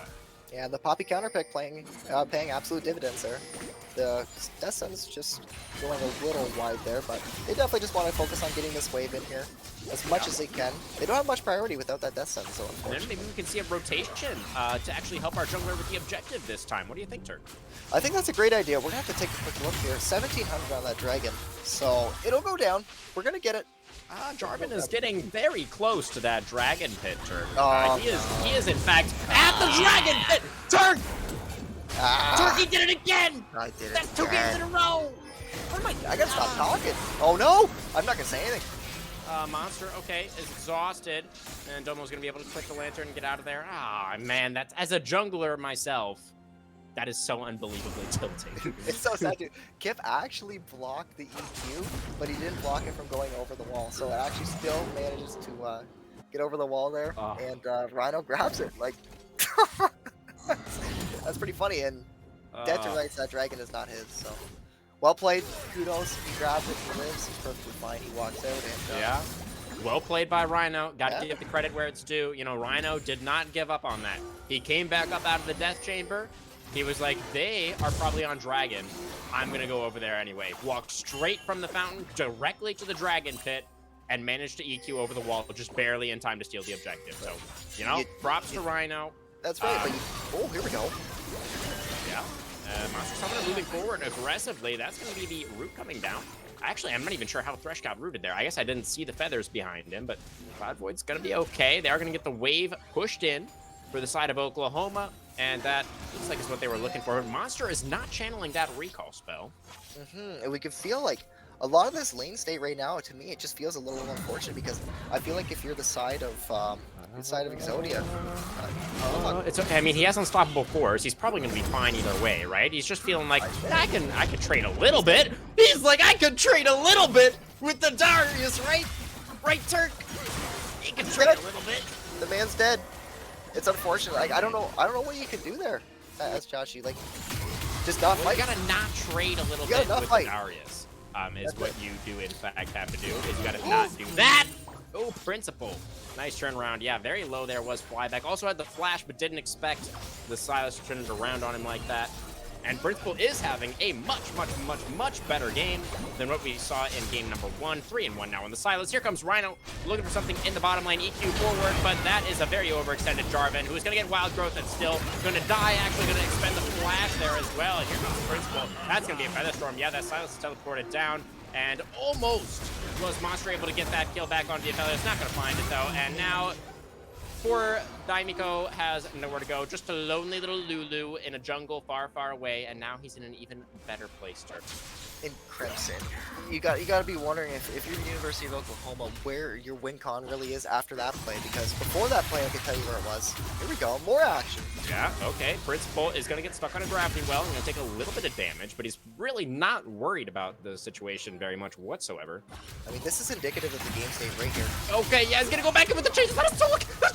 Oh, Flyback has to flash away. Turret shot comes through as well. Principal also extremely low. Ooh. No teleports or flashes left for either mid lane, or both at like 2 HP. But Cloud Void is going to roam in. Oh, but Rhino also on the way. Jarvan has Cataclysm. No flash. Probably not going to need it. Goes in. Oh, the healing from Principal. Is he going to be able to sustain through the Jarvan damage? He can! Oh dear, Rhino went in for the kill, but it's not lethality. Jarvan, he's going Gore Drinker, and he didn't quite have the damage. University of Oklahoma solo lanes, we're losing so hard at this point, and you can't stop the bleeding. Yes, absolutely, but also I wanted to mention really quick. Oh, quick. Well, that's worth mentioning first of all. For sure. That was just a first brick for Darius, who was already ridiculously far ahead. But Jarvan nerfs on this patch. They nerfed his Q damage. That was the difference right there. Unironically, actually, I think that was Jarvan nerfs. As yeah, that's gonna be Malphite ult to survive again. You're in dire straits right now. It's so difficult. It's so difficult right now to be able to deal with this. Both solos have just unfortunately naturally lost their lane, just kind of the way that things are with those counter matchups. But your one gleaming hope, the little bit of light that you still had if you were Crimson, was this bot side, and look what's happening now. Oh, that's going to be a charge forward. Kip going to be able to get the knockup with the shorted R there, and then the Moonlight Vigil. Oh, it's actually not enough. The Wild Growth keeps Daimiko alive, and now maybe Kip's a little bit overextended. He's no damage. He's going to be able to get the charge. Yeah, Rhino just has 0 damage. There was no follow-up to help out the jungler there, and Kip just zeroes him out. Poppy running out in what was basically a 1v1, and yeah, that was a flash from Chachi that he really wishes he could have back. And this game, well, the writing is on the wall. Crewman, if this was a scrim, this would be an FF. We'd be moving on right now. Nope, we'd be moving on. At this point, right now, it's preserving mental. That's exactly. For next week? For next week. Okay. Yeah, I mean, that's a strategy, I guess. No, I don't know what you can actually end up doing. The real answer for Crimson is that you had the opportunity to be able to play through bot side. That was your only win con at that point. You had the Xayah, who actually was at that time doing pretty well into Domiclin, but unfortunately they ended up taking that over-aggressive play where they tried to dive under the tier 1s so early on, and that just ended up coming back to bite them because now naturally he's just top. Are we gonna see this again? Oh yeah, Rhino, can he get another Dragon Steal? Can he? He can! There you go, Rhino. That's another objective steal for you. Very nice. Jungle Dip, put it in the chat. Gip looking like he might be slated to go down here as well. Jarvan gonna be able to get the dragon plus a kill. Look at that Rhino popping off. Okay. Okay. Now we're getting some action here. Bit more here, unfortunately. Just don't look at the scoreboard. Don't look yeah, at the scoreboard, correct. guys. Don't look at the scoreboard. Nobody look at that. Just don't do it. But we got Hextech Drake now, don't we? So maybe, just maybe, do you think Rhino can make 2 more steals? Well, he has secured a shockingly high number of objectives tonight, considering how these games have been going. So maybe, as that's going to be a wild growth that is stolen by Principal to make himself a little bit beefier. Going back in with the chains, looking for the 1v2 outplay. Almost gonna find it, but looking like not quite the Chaos Storm, just enough damage. And that's gonna be a shutdown. Going over to Flyback as that's to play backwards. Monster Summoner in trouble. Gale Force in for Domo, not quite enough damage. Had the Moonlight Vigil there. Do we want to go for it? Maybe feeling like didn't quite have the range on the ultimate. The collapse is coming through. Gonna go for it now. Gonna get the Feather Storm out. So tradable between the marksman. Here comes Rhino, the play backwards. Pretty nice from Cloudwood. Still going in with Cataclysm. Where's the follow-up though? Jarvan gonna have to flash out of his own cage, and he's gonna die, but so will the Aphelios as Monster moves back in to trade it back, and it's a 2 for 2. No. It's a 3 for 2 in the bottom lane as Cloud Void picks up the triple kill on the threat. Cloud Void is popping off too. This man is 5-1-7. Holy moly! At this point, everybody's popping off here. And it's nice to it's nice to see. For example, Exodia. To me, it just seems like. This game was won in draft. It really feels like it was just a massive draft difference when it came to this game too. The phase 1 was great, but the phase 2 was even better.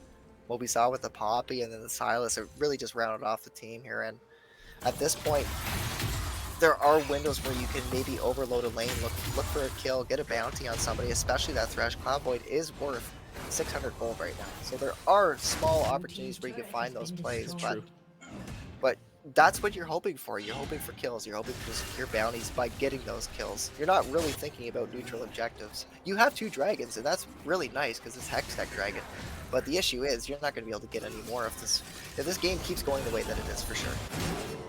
Yeah. Well, we do need to see the rest of Exodia Gaming actually, you know, go with their jungler to some of these objectives and demonstrate that they have the ability to actually coordinate on those. But, you know, Monster is going to get taken down here. He doesn't have anywhere to go. And that's going to be another kill for Principal. 10-2 now on the Silas. Everything's being taken on the map right now. It's dire straits. You got to find something beautiful. That is a really nice hook from Cloud Void, but the Chaos Storm comes out in response. Flyback actually pushes them back, despite really that actually looked like it was going to hit for J-Bear, but Chachi not going to get apprehended. But oh my God, that's like the third. Well, it is in fact the 4th time that we've seen it this game due to looking at the Malphites. KDA, that's going to be a hook followed up on by Cloud Void. The play backwards means that Daimiko is indeed going to die. Another hook going to land.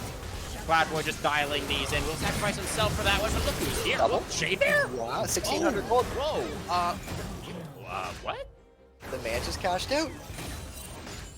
We can see the Darius Q come in, but he actually ended up missing, so he doesn't quite get the heal. He gets a bit of the damage, but not crucially again that heal. So yeah, we're gonna see Flyback get not only 1 shutdown, but 2. That's 1,600 gold that just went into the pocket of him. Does it make a difference? No, not really. But if you want to know a fun little fact, well, he's actually 2 dragons up, and it is a Hextech Soul, and Victor is gonna be really strong actually now. He's the same gold as Principal, believe it or not, right around there. Yeah. 8.2. And the Silas has 10 kills. Yeah, exactly. So, yeah. That puts it into perspective. Actually, okay, that's going to be Steadfast Press to deny the EQ. That's going to be Chachi flashing over the wall to join up with the jungler, but the Lantern's going to be there. The support is there. Wait a second.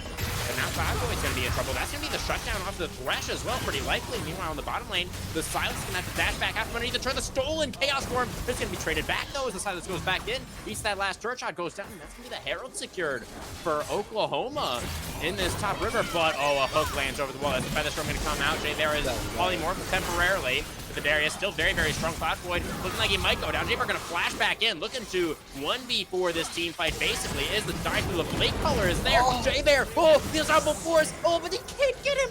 They can't kill him. He just was barely to tank. He was the Darius. And, oh, Oklahoma, you do get the second Herald, but you lose a lot for it. It looks so good until it's not. Like, so good, dude. You swear you're going to see a few more kills. Oh, close. Teleport does come through. Cheeky little death sentence there. And yeah, like, you're right. We do end up seeing the Herald go, but, I mean, across the map, the game state's still pretty obvious here. That tier 2 is going to go down on top side. Things are still continually looking good, if not better here for the side of Exodia. The one saving grace again that you could argue is that Flyback got another shutdown bot side, like another 600 gold. So that's something you could say.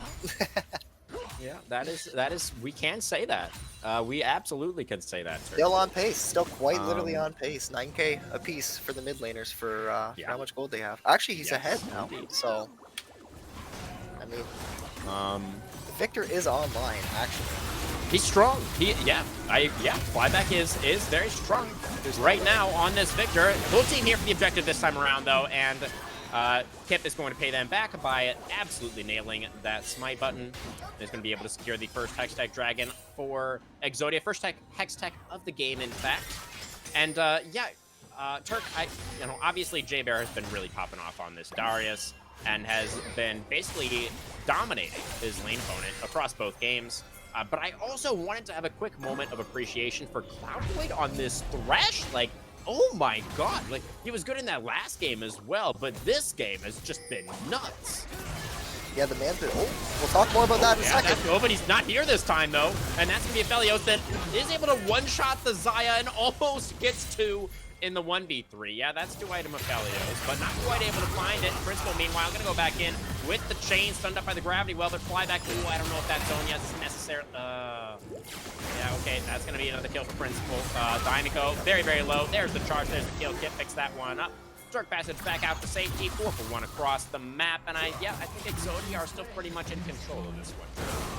Yeah, they definitely are. They're going to pick up a Baron off the back of that and grab that tier 2 down bot side after getting that other kill on flyback too. So Principal's completely ahead now. I mean, not like he wasn't before, but this Baron's going to go down. We're going to begin to see a siege inevitably, and we can definitely expect to see a couple, if not a few, imps going down here. But I agree. I want to go back to what you highlighted there about Cloud Void. The man's been popping off. The death sentences they've been hit, generally speaking, probably 70-80%, especially the ones that are necessary, the crucial ones. In the roams, I really like what he's been doing there. Early game, he's able to set up a lot for his mid laner, playing around flyback really well. So yeah, kudos to Cloud Void on this stretch. Game 1 he piloted it well, and Game 2 he's piloting it better. Yeah, it's been pretty insane. You know, also we just got a nice little demonstration from Gomo reminding us that it is in fact a 2-person lane in that bottom side, and the Aphelios has been looking pretty clean as well. But yeah, we are seeing the Baroned Up members of Exodia Gaming. They're not even going to need Exodia probably this game, and Aphelios is getting engaged on. He has a lantern. He's not going to take it. He's actually just going to continue running backwards, and that's because he's trying to kill everybody on his way out. Not quite going to be able to find it, but Principal teleporting in to reinforce. This tier 2 in mid is about to fall, and I think that Oklahoma University might be following them. The Poppy is going to get traded back, but Jay Bear into the back line already. He is taking heads with the axe. Principal is going to get taken down by the turret, but it's already a triple for the Bear of Jay. And Rhino's in the back looking for a flank, but there's no way. You don't have enough time to even be able to flank. The members are dead so fast. So fast. And once that Silas steals that Malphite ult, things just go from like bad to worse to I don't even know. Like, it feels so tragic at this point here, and we're definitely gonna see one turret go down. We're going to see this turret going down. Monster's about to come back up. 20 seconds still on the Victor. That's going to be the EQ in. That's going to be the catalyst from Rhino trying to get this lockdown. But just a little bit too early, I think. Monster wasn't quite in position. And the second he shows up, he takes a hook to the face. It's another triple kill for Jay there. 11, 1, and 4. Looking to be the final KDAs. The second Nexus turret is going to get taken down. Flyback back up now. Victor, the hope, the shining light off in the distance for Oklahoma. Looks like we'll be able to hold the Nexus for now. You're hobbling, but you're still alive. Cloud Void, no more mana. They'll take a reset here, then path back down inevitably. My guess is they're just going to walk straight through mid once they all do reset. If they reset. I don't blame them by any means. This game is firmly in control. Can they throw? Technically, yes. The likelihood is so very low at this point. It's really about crossing your T's and dotting your I's, but Kip is in a good position here. Yeah, Kip's just gonna take Monster down to about 50% and then just saunter away to safety.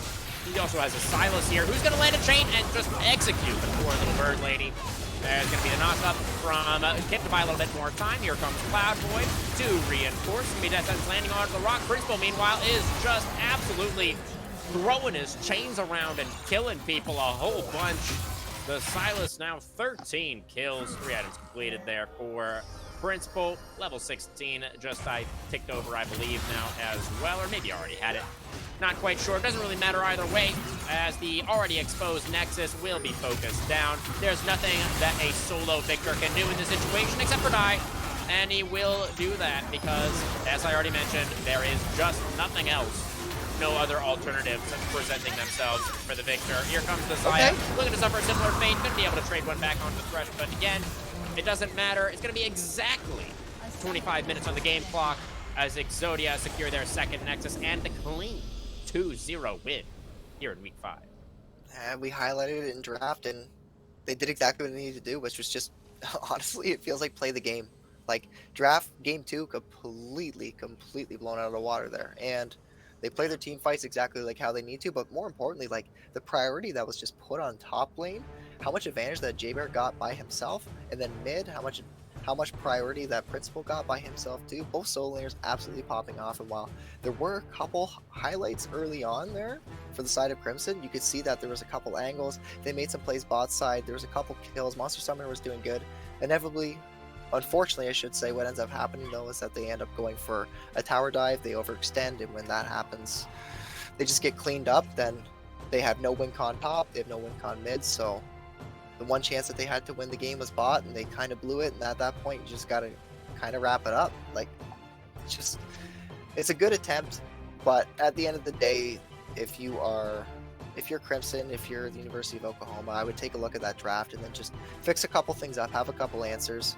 It's actually kind of funny. I believe that when they were picking the Victor, which was like the B5 pick, they actually ended up hovering the Silas like twice. So I don't know. I don't know if they were thinking about picking it themselves, if they knew that Principal was going to play it. I don't know, but that to me is probably the real highlight. And then of course the Jarvan pick too. The Jarvan pick seems fine initially, but when a Thresh is in the game, it becomes very difficult for the Jarvan to make plays. You got to ask yourself where Rhino can really set up any ganks, and to me, I just don't see a single lane that actually enables him. I mentioned it before that maybe you could look for something bot because you have that CC chain with the Xayah rune and then like the polymorph, maybe the alt tune if it's 6, but you don't have any lanes to gank to. The Jarvan's going to be homeless, and unfortunately he was with a 3-11 scoreline. That's no fault of Rhino, that's just quite literally the draft, that's the champions that they picked, and that's the position that they put themselves in. And blue side draft was good for Exodia, but red side was top notch. Gotta give it to him. Yeah, for sure. Definitely feels like there was a little bit of a draft gap in both games tonight in favor of Exodia Gaming. Props to them. Definitely having a good read on their opponents here. Unfortunately, the only thing coming up Crimson tonight was, their own blood. We're getting really heavy with it, but I think the defeat screen, I think that's Crimson too. Oh, that's true. Yeah, I could have gone with the defeat screen. That would have been a little less dark, I suppose. Oh, well. Dark places. Too late. Can't take it back now. Either way, this does mean that the side of Exodia Gaming is going to tie up Oklahoma at 3-1. Dead even now in terms of that win-loss record. Only 2 weeks left to play in the regular season. Both of these squads, are making a push towards the top of the standings. This is really a tough defeat for Oklahoma, though. Not something that we expect to see. Something this one-sided, I think, for one of the strongest teams in Group B. Yeah, for sure. I think you got to go back and you got to take a look at game one's 100% winnable if you fix up a couple of the mistakes that ended up happening, primarily the gank up top side when you end up getting 1v2'd. If you focus that attention towards mid or bot, that game goes completely different. The tempo swings, I believe, wholeheartedly. And then game number 2, take a look at your draft, fix things up on blue side. Just have another answer as a jungle, and I think you probably fix that. But you also too, I wonder a little bit about the Lulu pick. I wonder if the Lulu is exactly what they want in that situation. We both talked about it, that the Rakan was up, so it was an angle for that. The Rakan does do well into the Thresh after level 3, right around that time that he does have all those basic abilities, and then once he has a 6, things start to get a lot better for him. So that could have been an angle. Definitely other picks that you could have went for, maybe the Thresh themselves, but always at the end of the day it comes down to comfort and what you want to play, and they decided to go for the Lulu. So for me, I think that's fine. I don't think it's bad by any means, but look at the draft game too, figure out what you could do differently, adapt, and then continue moving forwards, because you mentioned it, both of these teams now are even, right? They're both 3-2 in the scores. So at 3-2, yeah. I think I said 3-1 before. But that's okay. We all know what you meant. But you're right. But you're right though. At this point now, it really does come down to the wire. I believe there's 2 weeks left, right?